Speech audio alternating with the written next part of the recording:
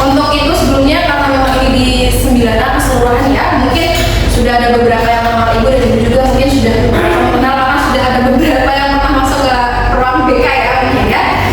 Sebelumnya di sini Ibu bakal absen terlebih dahulu ya, karena memang ini menjadi salah satu mata pelajaran wajib kalian ya untuk mengikuti konseling klasik kali ini.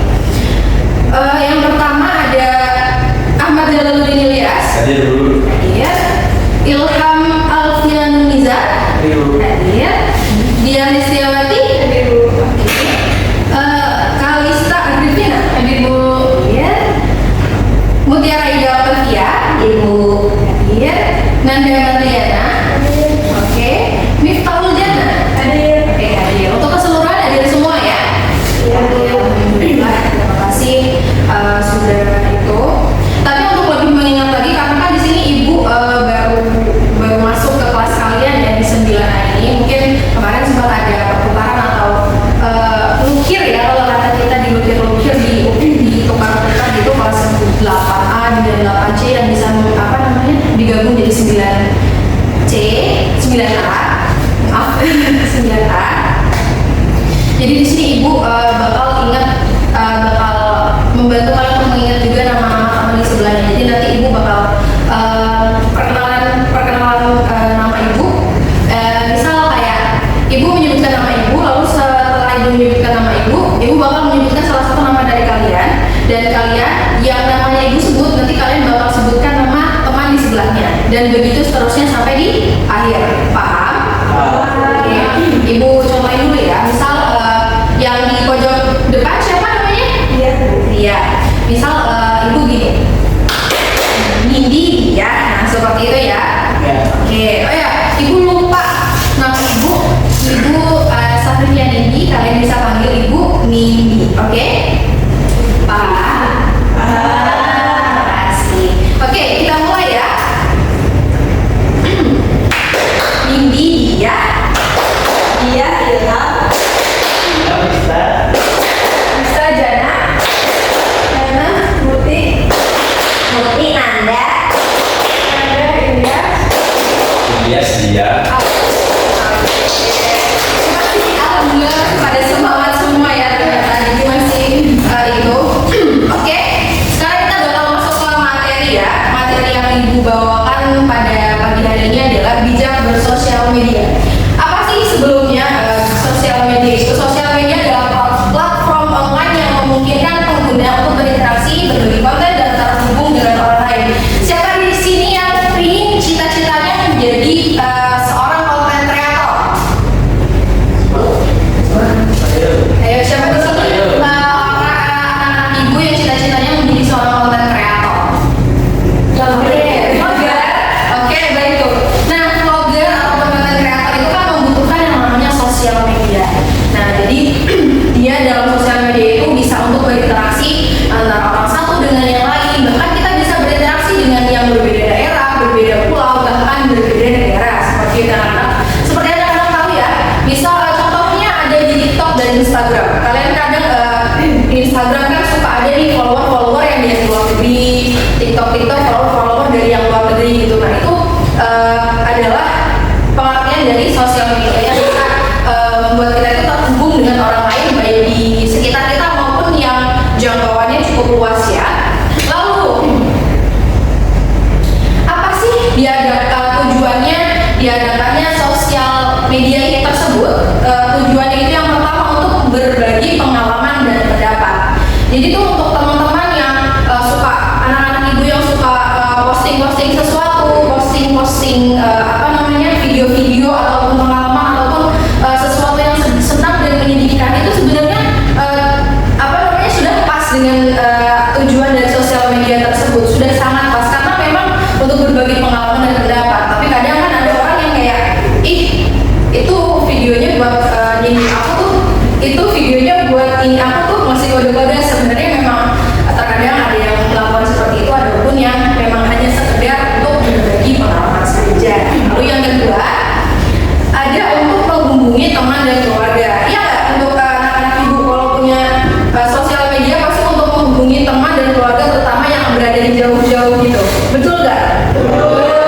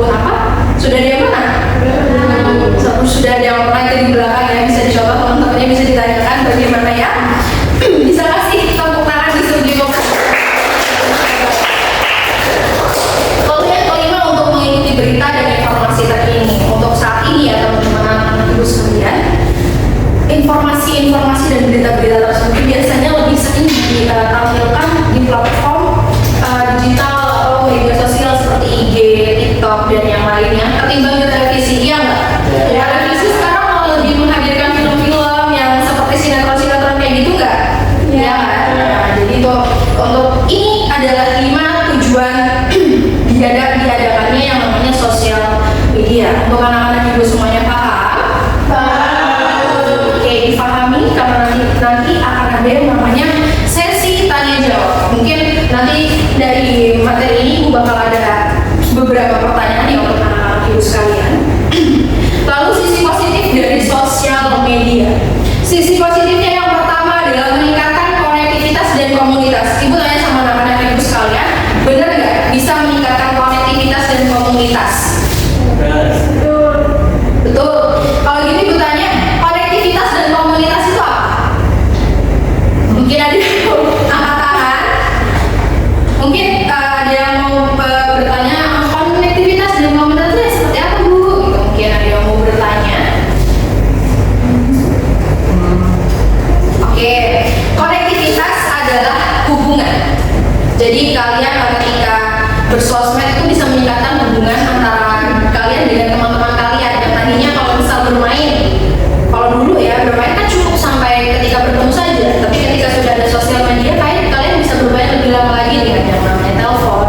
Atau ada teman-teman di sini anak-anak ibu yang sering mabar, main bareng, main game bareng, ataupun nobar, nonton bareng, walaupun cuma lewat walaupun cuma lewat HP, tapi kan bisa dilakukan bersama-sama dengan temannya ya, walaupun dalam jarak jauh. Itu adalah sisi positif dari sosmed. Lalu yang kedua, ada membantu penyebaran informasi. Betul apa betul?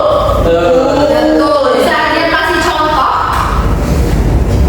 Misalnya kalau ini sekolahan kita mau ada libur, nah itu dadakan. Nah biasanya guru-guru yang ngasih di SD gitu. Kalau sekolahan kita libur dari tanggal ini hingga tanggal ini. Iya betul sekali. Mungkin ada lagi yang mau kasih contoh? Bisa juga kayak informasi lomba itu Bu. Oke, informasi lomba. Betul sekali untuk anak-anak ibunya Mbak Jana dan Mbak Muti. Oke, betul sekali. Lagi fokus buat Mbak Jana dan Mbak Muti. Iya, jadi akan membantu menyebarkan informasi yang tadinya cuma di kita-kita aja nih, ibu sama tetangga ibu dan tetangga ibu terus keliling rumah, tapi ternyata dengan adanya sosial media, kita bisa memberikan kabar sampai saudara kita yang ada di Jawa, saudara kita yang ada di Papua. Seperti kalau misal bibi kita meninggal gitu kan, bibi aku meninggal di sana. Jadi kan semua bisa merasakan kesedihannya, bisa merasakan kesenangannya. Misal Mbak Muti menang lomba, Budi aku menang lomba, senang semua gitu kan. Jadi yang senang tidak hanya kita saja seperti itu. Lalu yang ketiga, ada menyediakan platform untuk ekspresi diri yang sudah ibu jelaskan tadi. Sosial media itu bisa untuk mengekspresikan diri karena bisa dibilang untuk anak-anak Gen Z saat ini ya, untuk kalian-kalian ini, kalau sosial media itu biasanya menunjukkan gimana sih sisi kalian kalau lagi galau, kalau lagi senang, kalau lagi marah sama pacar, kayak cuma kode-kodean gitu kan di sosial, di status ya pas segala macam dong. Untuk sisi positifnya. Untuk sisi negatifnya, yang pertama dapat menyebabkan adiksi. Apa sih itu adiksi? Adiksi adalah kecanduan. Siapa di sini yang sudah kecanduan dengan sosmed, ber-IG, TikTokan, dan segala macam?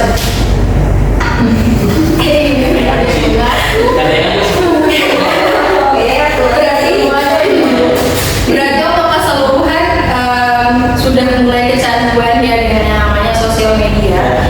Coba ibu tanya, kenapa sih kalian bisa sampai kecanduan seperti itu? Apa karena memang setiap hari mau bermain sosmed atau bagaimana? Awalnya coba-coba terus terus. Iya sih, memang seru ya, betul kata Mbak Lista ya, seru banget memang karena dengan adanya sosmed kita bisa melihat berbagai macam berita, berbagai macam kabar yang telah terjadi gak cuma di daerah kita aja. Padahal kita tahu, oh ternyata di daerah Bandar Lampung ada spot baru buat foto-foto, ternyata di daerah Risayu ada makanan enak baru nih gitu kan. Jadi kita seakan-akan kayak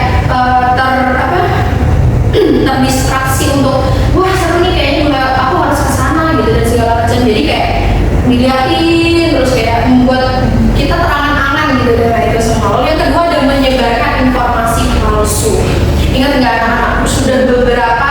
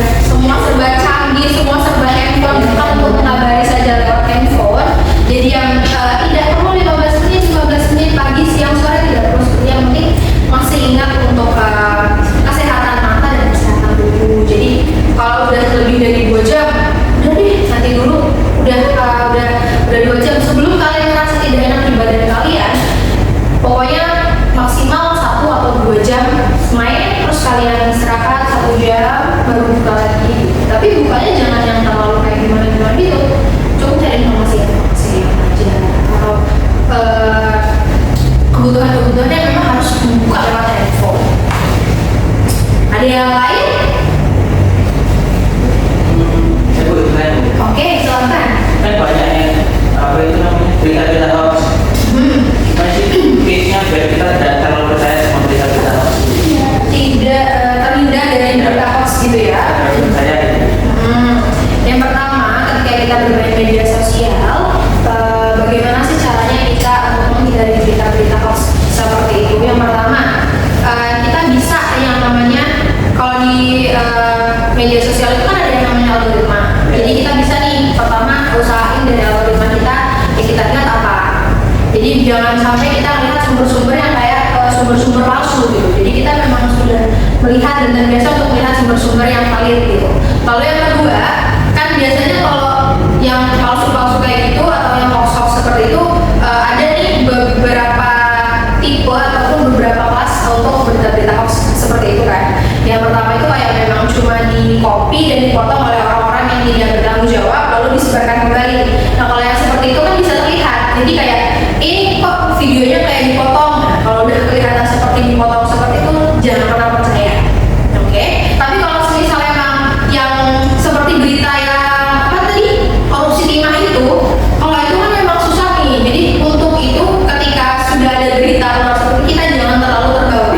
Kita boleh berpendapat, kita boleh memberikan opini, tapi jangan terlalu terbawa. Karena apa? Sakit sendiri kalau salah kan sakit sendiri kan ya. Kita salah prasangka gitu kayak sakit sendiri gitu kan, kayak berprasangka kayak ya dia kok sering ini ngobrol sama aku, dia suka sama aku, ternyata dia sukanya sama orang kita. Kan sakit gitu ya kan ya. Oke, ada pertanyaan lain? Cukup? Oke. Sudah mau 45 menit juga kita di sini bersama. Jadi Ibu harap dengan adanya sosialisasi dari Ibu untuk tentang bagaimana bijak bersosial media, Ibu harap untuk anak-anak di kelas 9A bisa lebih bijak kembali untuk bermain sosmed, terutama IG, TikTok dan segala macam.